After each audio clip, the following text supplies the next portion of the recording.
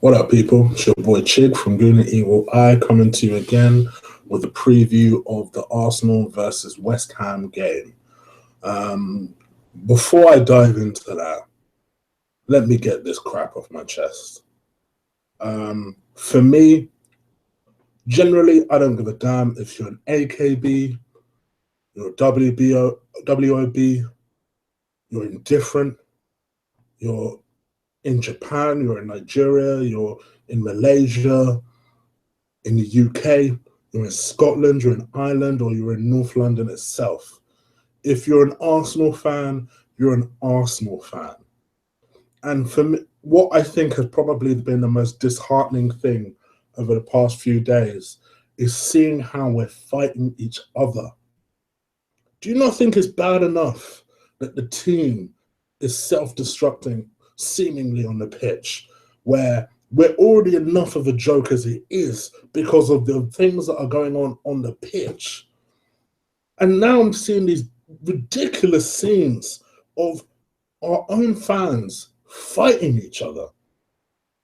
And ultimately, for what? Because one person expresses an opinion over another? I never have understood this mentality that if you have a different opinion from me, then I'm the cunt for having a different opinion to you. It's like me saying that this lid, well, I believe this lid is dark purple with a tinge of red. And you tell me, motherfucker, what are you talking about? This is red. And because you told me it's red, you're a cunt. What? It's like, so I was on Gooner News Talk. Oh, sorry, I was on Gooner News TV. Apologies. Almost had it confused with Gooner Talk, right? Shout out to Liam if he's watching this. Go and subscribe to his channel. And I was doing the review of the game with Colin and Liam, right? And I know he deleted this, probably because he thought I wasn't watching. Unfortunately, I saw the comment. But I had a few rants on there. I'll be honest. I kind of went in and just had a few rants on there. And it was amazing, you know, even in the chat room, you have this stupid keyboard warrior mentality of, oh, well, because he's expressing a strong opinion, fuck it, I'm going to take issue with him and call him a fat cunt. Just because. Not because he'd be about that life if he'd actually saw me in real life and then tried to tell me that shit to my face. But nah, he's about that life, so he tells me that on a keyboard. Well done, mate. Listen, please don't get me wrong. I'm not that guy, you know. I'm not one of these street motherfuckers. I'm too old for that. But again, don't ever take my kindness for weakness. If I express a strong opinion to you, you are allowed a different opinion without being a cunt. It's this ridiculous, almost millennial mentality these days where if one person has a different opinion to you, oh, sorry, this is another popular one that I see on the internet, go kill yourself. What? Go kill yourself because you have a different opinion to me? What kind of stupid mentality is that? Oh, well, you should go kill yourself because, you know, I happen to think differently to you, you know. I believe, like I said, that this is purple tinged with a bit of red. But because you're telling me it's red, go kill yourself. What kind of mentality is that? What kind of mentality is that? And then you see that kind of crap escalated, and you see it on Arsenal fan TV, right? Robbie, who generally doesn't bother anybody, this guy sits so far on the fence because the last thing that he wants to do is offend people, right? Generally offend people. And all he does is he gives a platform for different types of people to come on his show. Now, whether you think that's a bad thing or a good thing, whether you like Arsenal fan TV or you don't, that is totally up to you. You're grown people. I don't need to tell you what to like and what to don't like. But where it goes a little bit too far is when you start attacking the brother for doing what the motherfucker does. Mind you, this ain't Tottenham fans doing this. This ain't West Ham fans doing this. This ain't even Man City fans doing this. This is our own people. These are the people that you're supposed to be going into the trenches with and fighting other motherfuckers. You know, I've had conversations with the boys before about saying, you know what? You know, like I live in North London, right? I live more or less 15, 20 minutes from a stadium, right? And I've always said this. This has always been my exact words. I love my people, but I hate traveling in the London Underground with Arsenal fans because generally I'm going to be late home. That's how I describe it. Because if you're Arsenal, I'm Arsenal. I'm Arsenal. You're Arsenal. We may have different opinions. You guys know I want Wenger to leave. But because you want Wenger to stay, I'm not about to tell you to fuck you. I'm not about to tell you to go kill yourself. It's the most ridiculous mentality I've ever seen. It's always been an internet thing. Always been an internet thing. But now because of Arsenal Fan TV, and it's not Arsenal Fan TV's fault, but because of what happened to them over the weekend, it's escalated into this story. And now the big joke that we've become on the pitch, we're now the biggest joke off the pitch in our fan base. There's another show I love on YouTube called 90 Min, right? Love the show. I followed it mainly for Troops, but I actually love it even when Troops ain't there. Because I like, for a spud, I like the brother a lot, Sumi. I quite like that Ainsley guy. Go and check it out if you've not seen it. Literally just type 90 Min and it'll come up, right? Really good. It's very similar to Ball Street, but I no offense to the Ball Street guys. I like Ball Street too. But I just like these guys a little bit better because there seems to be a real there seems to be a real chemistry there, right? But even they were saying our Arsenal fans are literally the worst in the league. That is how far we've fallen as a fan base. Because it's gone beyond the divide. It's now warfare within our own fan base. And then you sit back and watch this sometimes. If I'm an Arsenal player and I see this going in the stands, I'm not going to play well either. I'm either going to be distracted or think to myself, fuck, how do I get out of this damn club? No, the fans are crazy. Are you surprised that every single day you're seeing a new story about how Arsenal player wants to leave and about how half the team have got their contracts up at the end of the year? You're not giving them a reason to stay. You're giving them a reason to fuck off. We are an absolute joke, not just because of what's happening on the pitch, but because of us as a group. Tomorrow, you know what I would like to see? I would like to see us for once. Oh my gosh, for once. It's like telling people on the internet to behave. I know it's impossible. I would like to see us for once. Whether you're fucking AKB, a WBOB, or somewhere in the damn middle, to forget all that shit. We are where we are. We're in the situation we're in. I personally don't believe Wenger's going to come out with a single decision. He's waiting to see where Arsenal finish, in my opinion. So good luck trying to get an answer out of the man. So if we are where we are, why don't we just unite and back the team? What choice do we have? Because I don't care if you are literally the most pessimistic person in the world. I don't like seeing Arsenal lose games. Do you? Because I don't. And if there's something that I can do, yes, I understand that I review games and you know, and I'm gonna critique stuff. But I'm also not gonna fight a motherfucker on the street. I'm also not gonna tell you to kill yourself because you have a different opinion to me. Anyway, my little rant over with. I'm sorry, I just had to get that crap off my chest. But I just wish us as people say, fuck this, right? We are the same people. We support the same team. When it comes to football, we're the same people. We're supposed to be fighting other motherfuckers. If you really feel like you need to fight someone, show that passion in your cheering. Make noise. Don't be fighting at each other on the damn street like a bunch of ghetto hooligans.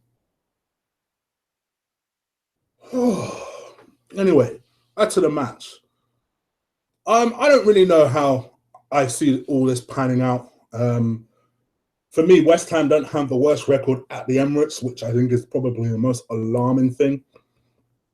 I feel like although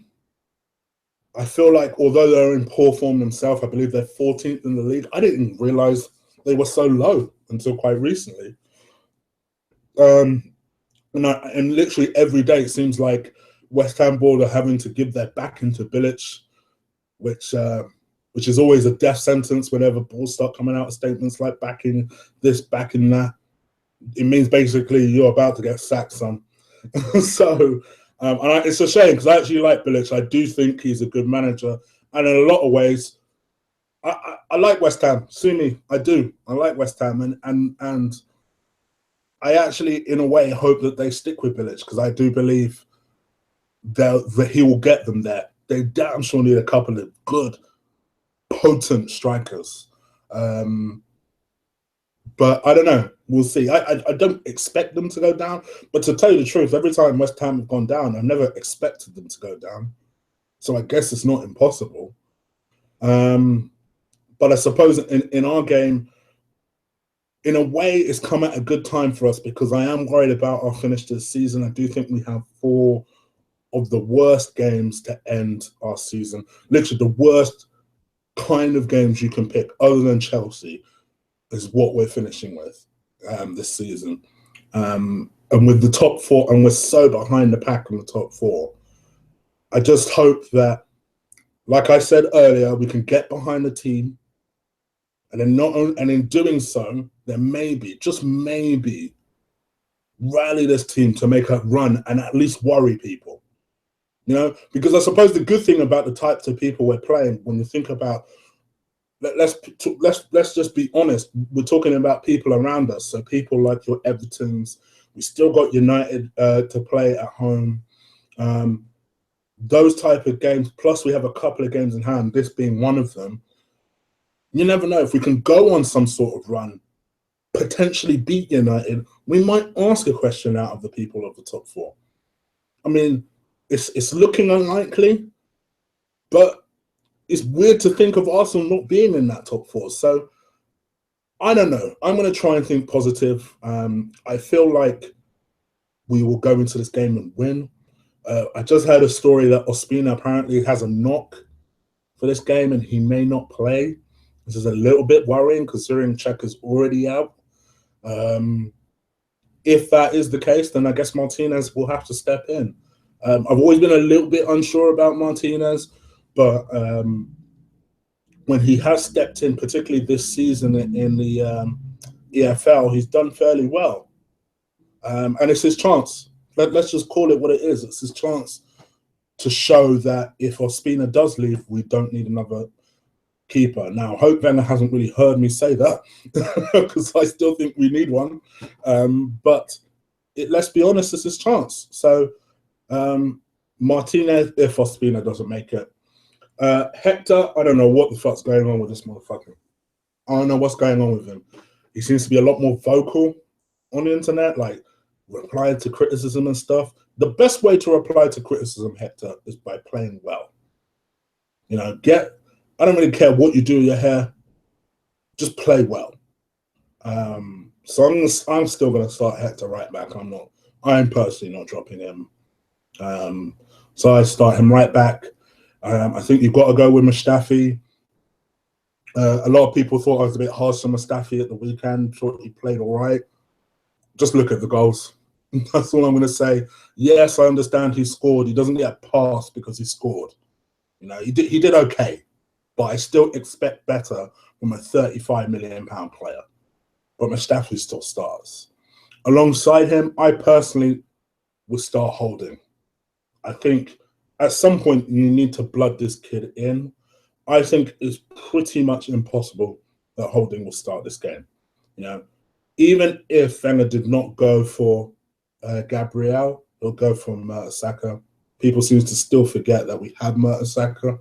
I understand that. But Wenger loves Mertesacker. Remember, he's given him a new deal.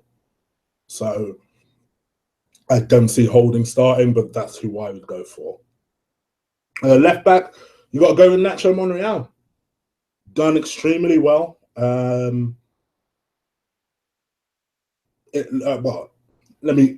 I just realized what I said. Let me calm down with extremely. Did well, I thought, against City. Like I said, did you really see Sterling on Sunday? I never really saw him. Unlike Sane, who absolutely roasted Bellerin. Bellerin, who's supposed to be quicker than Sane, mind you. But I thought Nacho did fairly well. So Nacho starts for me. I have no problem starting him there. In the midfield is where I'd think about making changes. I'd drop Coquelin.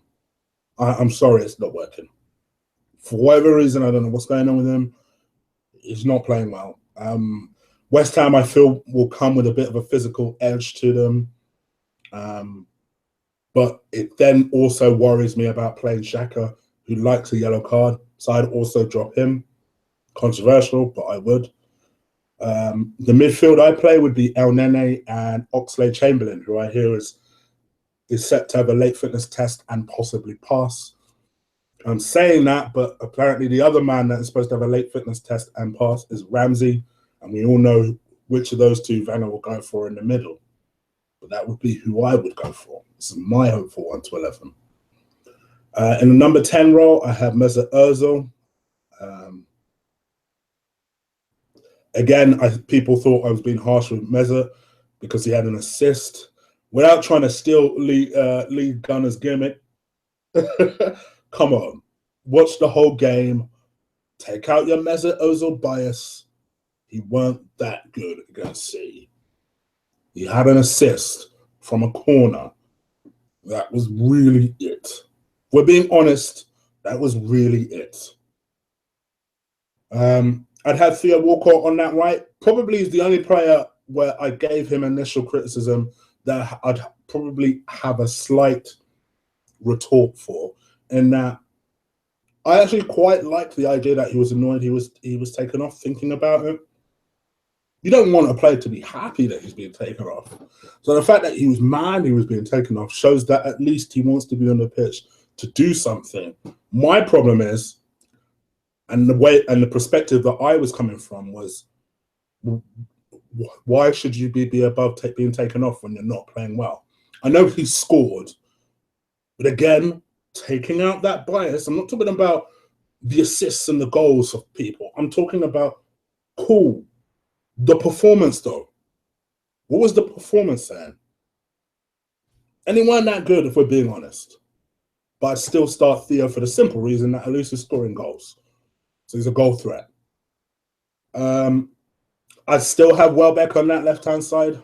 Or I know he's been playing up front lately, but I actually think the best way of getting Welbeck fit is playing him on the wings. Still working his way back to fitness. You know me, I love Welbs. I do. I know a lot of people disagree, but I do. I love him.